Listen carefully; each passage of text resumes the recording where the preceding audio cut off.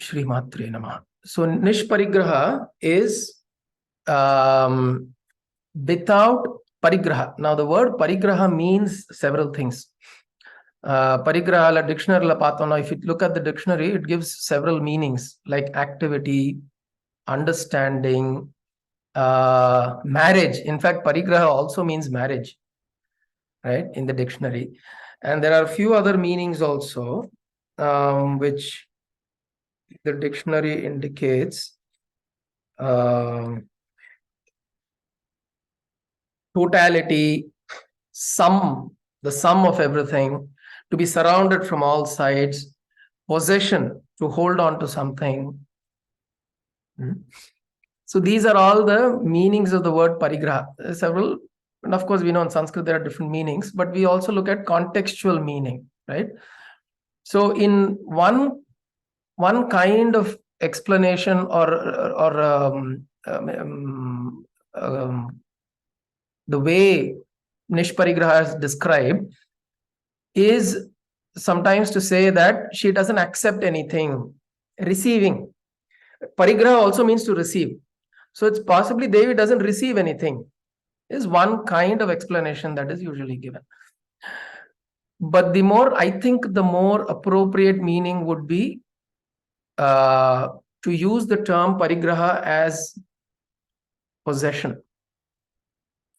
Like if you're familiar with the 5 yamas, in Patanjali's Yoga Sutra, there are these Ashtanga, there are 8 limbs, Ashtanga of Patanjali's Yoga Sutra: Yama, Niyama, Asana, Pranayama, Pratyahara, Dharana, Dhyana, Samadhi.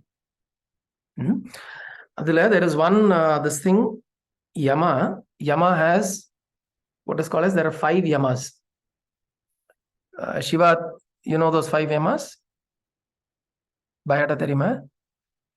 Satya, Asteya. Satya, Asteya, Aparigraha, Brahmacharya. Brahmacharyam வந்து நியமால வரும் இல்லையா அல்லவா? Yamala varum Brahmacharya. Satyam, Asteya, Aparigraha, Brahmacharya, and Ahimsa. Ahimsa the first. Correct. Ahimsa, Satya, Ahimsa, Satya, Asteya, Brahmacharya, Aparigraha. Aparigraha, correct. These are the 5 yamas. The yamas are the 5 things that you need to regulate. Things that you regulate, yama. Now in this you hear this term aparigraha. So Satya is truthfulness. Asteya is non-stealing. Aparigraha is non-attachment. Brahmacharya is not letting go of the vital energy. Then ahimsa is non-violence, right? Non-harming. So these are the 5, right? In this you see aparigraha. So here the term parigraha means non-attachment. So we can look at this nama from that light also. Nishparigrahaye namaha. So which means nothing sticks onto her. Non-attachment means nothing sticks on to Devi, nothing sticks on to the supreme reality or this entity or this consciousness that we're talking about. Nothing sticks onto it, right? Or it is the other word meaning is also total. Parigraha means it's total, it's entire.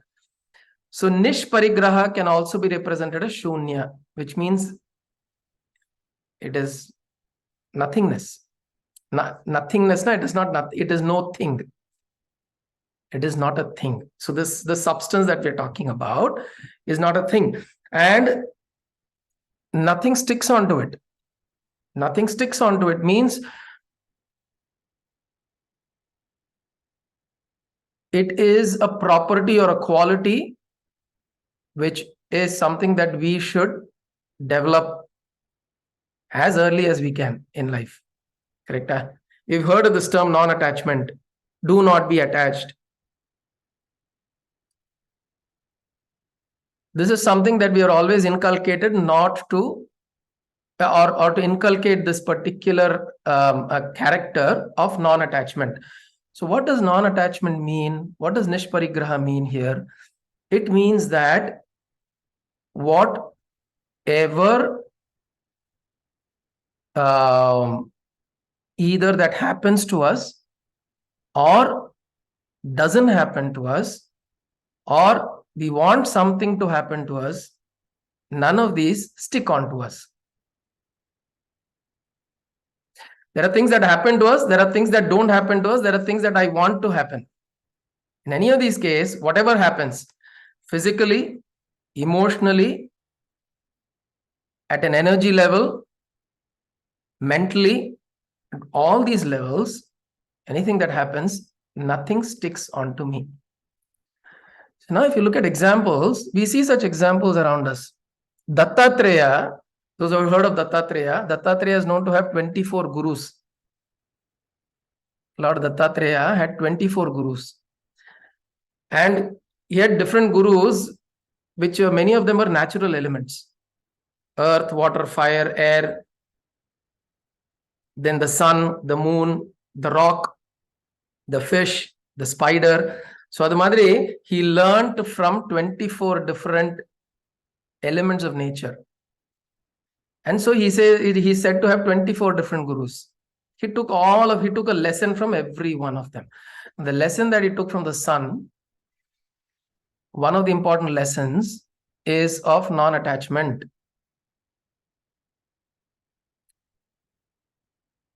Look at the way the sun operates. Sun is the source of all power for earth, for life itself, life form itself. Sun is the source of power. Without the sun, nothing can exist on earth. Right? Life cannot exist. Sun is the source. Earth depends on the sun. Life forms depend on the sun, but the sun doesn't depend on them. Right? So the way sun works is it gives and continues to give, not expecting anything in return. This also means parigraha is to receive something. Nishparigraha is not to expect to receive anything. Not to expect to receive anything. Now, is it easy for us to be that way? It is not. It's not easy for 99% of us to be able to just give and not receive. Because we are in a world of transaction, we do something because we need something else. Otherwise, there is no need for me to do something, right? Even if I do the smallest thing to my friend, to my office colleague, or to even my family members or whoever, there is some level of expectation that there's something will come in return. And it's fair, because we live in a transaction world. If you're not able to, you're not well, I am taking care of you. Tomorrow when I'm not well, I'm expecting that you would take care of me. If you're in need today, I am giving you. When tomorrow I am in need, what's wrong in expecting that you give me? From a transactional standpoint, it's absolutely fine. We engage in all of this, right? The issue is when it goes into our psyche and it starts creating turmoil within us. As long as, suppose I go into a shop and I give something, I get something in return. Transactional. And that's fine with everybody in our relationship that we have with our wife, with our children, with our friends, our colleagues, with the worker, with the people who are serving us, or we serving people who are bosses. It's absolutely fine as far as transactional nature. When it gets to your head, when it gets to the heart, that is where the struggle begins, right? what happens when we give and there's something that is not coming through, and then it hits it completely disturbs our mental framework, and that is where we start sliding. That is exactly where we keep falling. Now, what it means by non-attachment is to be aware of this. Or Krishna பாட்டுக்கு சௌரியமா சொல்லிட்டு போயிட்டார், கர்மண்யவாதிகாரஸ்தே மா ஃபலேஷு கதாச்சன ma karma phale heturbu mate sangostva akarmani. Krishna has told that very beautifully. Everybody keeps repeating this, but I cannot be that way. How can I just keep doing and not expecting anything in return? How can I just do things without attachment? It's very simple. People say that, right? They keep saying that you do without attachment, you do without attachment. Now, the point is, it is not about you cannot do something without being involved. Now, the difference that we need to create is between attachment and involvement. When we do something, you put your heart and soul, you're involved. You do with involvement. But when involvement becomes attachment, that is where the problem comes.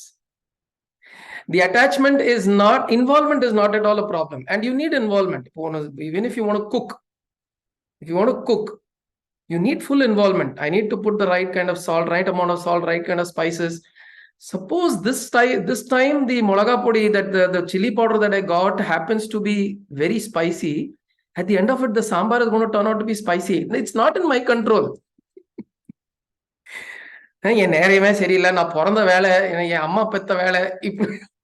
People go into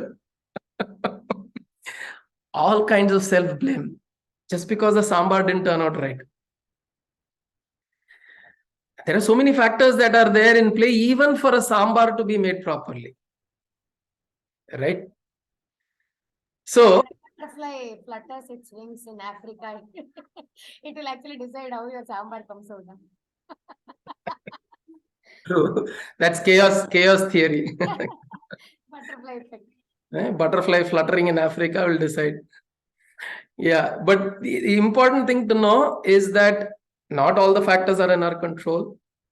But at the same time, can I say that anyways a butterfly is going to flutter and going to spoil my sambar? I am not going to be involved. No, you are still going to be involved. You're still going to be involved to make a good sambar. It turns out to be horrible, so be it. Right? Now, that is the line. That is the line between where we put in the effort and the correct sambar pandra parishiva. Example ku sonnema. Guru சொல்றதை அப்படியே follow பண்றா. டக்குனு கிச்சனுக்கு போயிட்டான். Action, reaction. Actionோட stop பண்ணிட்டோம்னா we are fine. Correct. Once we on the reaction mode, அப்பதான் problem start ஆகும். ஆமா, exactly. So when we start analyzing the reaction that is happening, that is where we are in a trouble. Now, the important thing is, where do we draw this line? Right? Now, another beautiful example in Mundaka Upanishad. Mundaka Upanishad describes how this should be performed. It says like an archer, why we should be like a skilled archer. You take, like a skilled archer, you're training yourself. You train yourself to hit the mark. You've trained yourself well, you're skilled now. You take the bow, you put the arrow, you pull the string, and the last thing you do is let go. Right? I like this example very much because the important thing there. Perfect example. If you don't let go, the action does not take place. And when that takes place, you're let go everything. Absolutely. That's it. So you aim, you focus, you put in all your energy, all that you've learned, you pull. But because you've learned, because I am a great archer, if I don't let go, what will happen? I'm going to hold I'll say, I am a great archer. I am not going to let go the arrow. It's such a beautiful bow. I have pulled it so beautifully and I keep holding it. Point is lost. In the letting go is the action. Now, when the arrow goes, whether it hits the mark, whether there's a gush of wind that comes and the arrow gets swayed away, we have no control. Right? Or the mark itself moves. You don't know. And we're all not like Arjunas, right? You send guided missiles. You say a chant and you send the arrow. It'll go figure out its mark wherever it moves. So that's important. Action is important. Now, the problem that we also have, this is okay from a very short-term example, right? Like an arrow pulling and leaving. It's great. But when you're involved with somebody very close to you, when you're involved with your family, with your friends, with your office work, with your colleagues, when you're so involved, where do you know where to draw the line? Right? Because every time you will think that, okay, done. I've done my job, whatever is happening. Again, something will come. Again, the same person will bring something else. Again, you have to do. Again, another situation. So when you're engaging with similar set of people on an ongoing basis, how do you know where to let go? Right? That is a big trouble that we have. How do you know where to let go when you're engaging with similar set of people on a regular basis? On a transactional basis, it's also easy sometimes. Somebody came your way in your life, you helped him, you did something, and then you said, thank you very much. God sent you, gave me an opportunity to serve you, and he's gone. Sometimes it's easy. The most difficult part is people staying with you. Where do you know to let go? How do you learn to let go? Because a lot of times we actually feel more guilty if we let go. Because then the conversation in our head is between duty and letting go, between responsibility and letting go. And so this fight is there constantly, saying that, how can I let go? This is my duty. How can I let go? I am supposed to do this.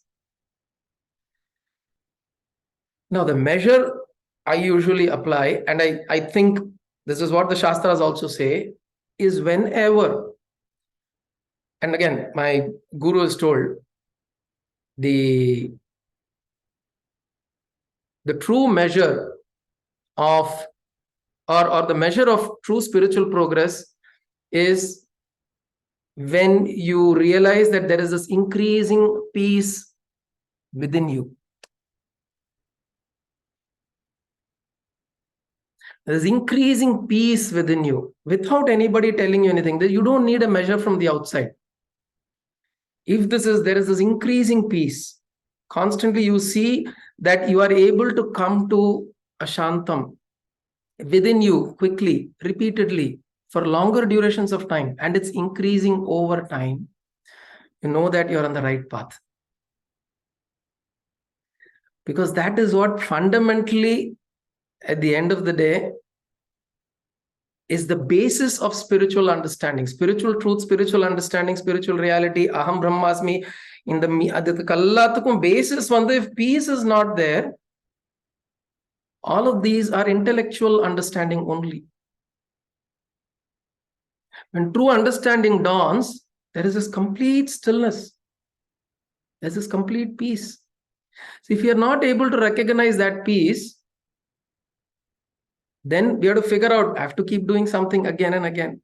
I have to go back. I have to keep doing. Now, coming back to letting go. Now, if that is the measure of true spiritual progress, and we are all in the path of, at whatever age we are in, we are all trying to make spiritual progress in our lives, right? And if that is the true measure, then whenever you realize that the activity that you're doing, what you're engaged in, you think the duties and the responsibilities that you're doing is completely destroying you, your peace, your ability to be composed and coherent, then understand that's the time to let go. Actually, you should have let go. You should have let gone much earlier.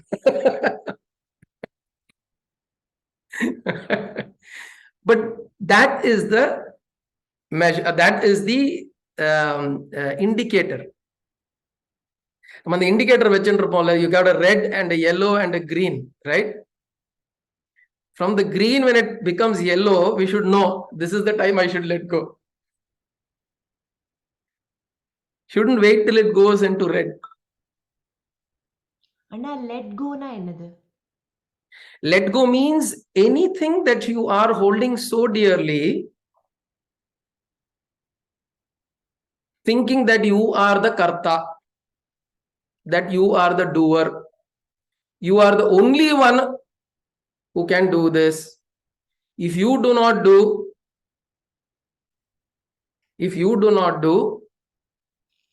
something something significantly wrong is going to befall, right? And a point where you realize that because I'm holding on to this, because I'm holding on to something that I'm doing, it is giving me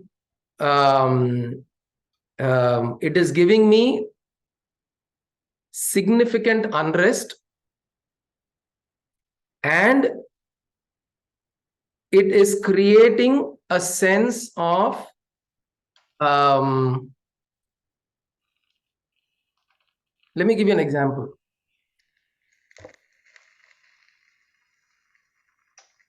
When we say let go, we are actually trying to look at either a person. So now just to rephrase the question that you're asking, right? When you're saying, what does it mean by let go? You are asking from a place saying that, what does it, I mean, do I stop doing what I'm doing? That's the place from where you're asking. Now, the point you're asking that question is because the way you're doing something.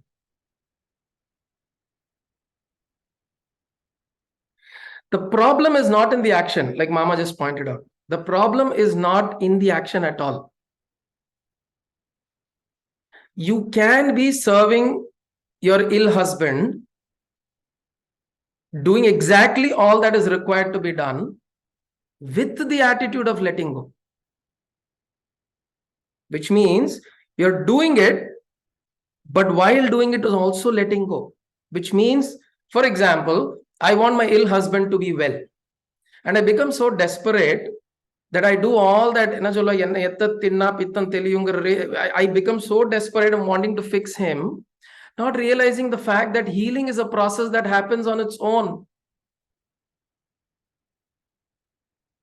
Right? So now if I'm saying, oh, healing is going to happen on its own, so I don't have to do anything. No.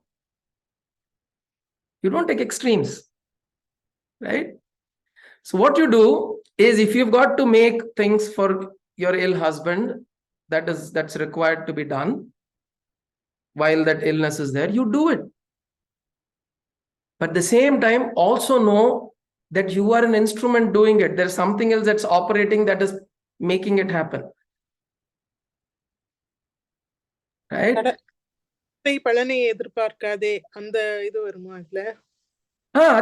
See, we are talking about that thing only, but the only problem is it's a very straightforward point. Now I'm saying there are complications in that. What we're describing is complications. And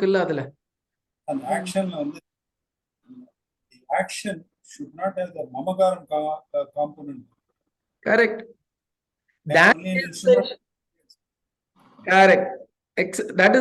is exactly the point. The kartrutva bhavaha. This is what is referred to when we talk about in Bhagavad Gita also, the karmanyam adhikarasya or whatever karma yoga that we talk about, is essentially pointing out to the kartrutva bhava, which means the mamakara, the mamatvam, the I am doing.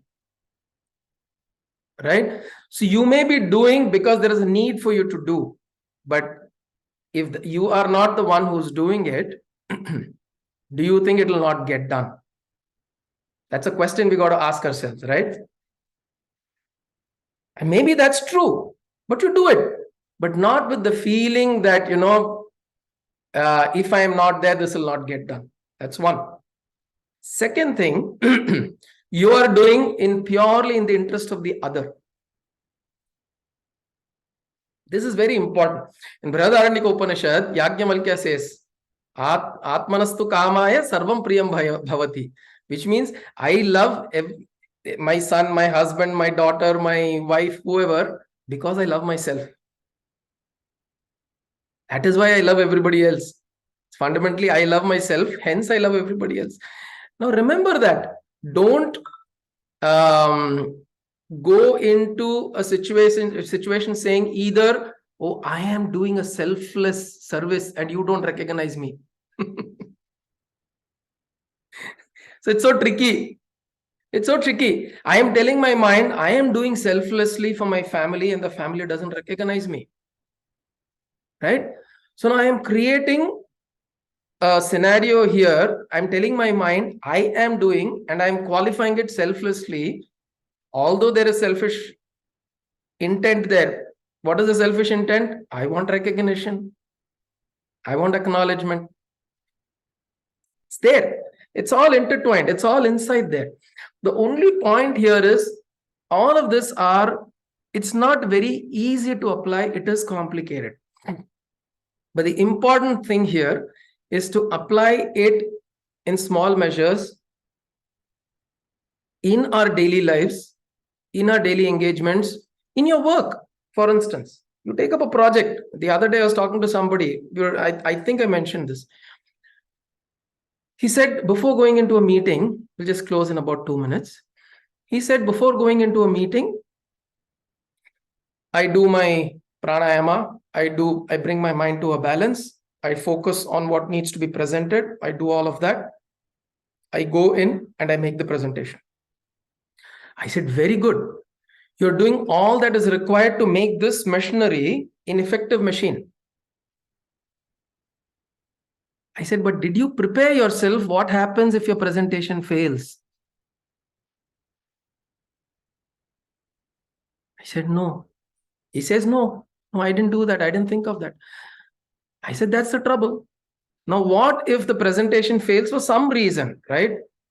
Some silly reason you're not been able to connect to the projector and the CEO gets upset. What lousy laptops you guys have brought. Some stupid reason you've got everything set up, but some Adi Bhautika reasons that happen, Adi Daivika reasons that happen, what will you do? Now, can you come out with the same calm and peace? Can you come out of that meeting room with the same calm and peace, saying, that's fine, I did my best, I left the arrow, I shot it. It didn't find its mark, that's okay. Now, this is the action that we are talking about, right? This is what we are, this is what we mean by engage on a daily basis. How do we implement this? So, which means I go in with my full energy, with my full focus, with my preparation. I prepare earlier, I do all of that. But when I go in, I prepare myself upfront to say that even if I go in there and it's not happening, suppose you go for your classes, people don't turn up. What do you do? Who are you talking to? So it's okay. Cholunga mama. The nishparigraha this is to happen only in the mind. Yeah. Correct. All these things, it should happen only in the mind. That's it. Absolutely. Absolutely. Nishparigraha is a state of mind that you're developing. Right? A state of mind that you develop over time. And also over time, there are physical things that will also drop off. You'll also let go. You'll also slowly let go of physical desires, physical aspirations, I mean to say possessions that you want to hold on to, right? So at all levels, we slowly keep dropping off. And as we keep dropping this off, what happens? This inner peace increases, this inner calm, inner this oscillation reduces internally, and you come into a much calmer place within you. The more we come into that calmer place, the more effective and efficient we can be. Our machinery is much more efficient to perform, right? For a spiritual sadhaka, that is the place we want to be, because at the end of the day, we are anyways going to let go, whether we want or not. Right? If the body drops, you're going to let go. What are you going to hold?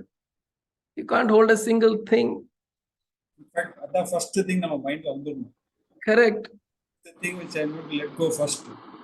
So when this is going, whatever all others doesn't matter at all. Doesn't matter. Doesn't matter at all. Absolutely. So for a spiritual sadhaka, this is most critical, right? So nishparigrahayai namaha. So itudan சிவாவோட சாம்பாரும் பண்ணி முடிச்சிட்டா போல இருக்கு.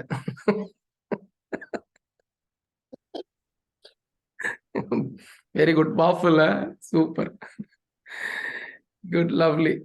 சரி, close பண்ணிக்கலாமா நம்ம?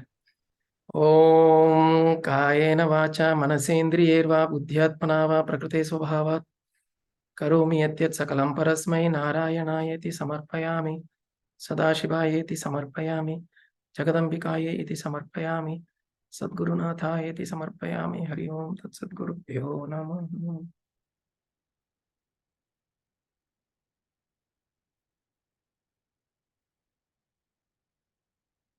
ஹரி ஓம்.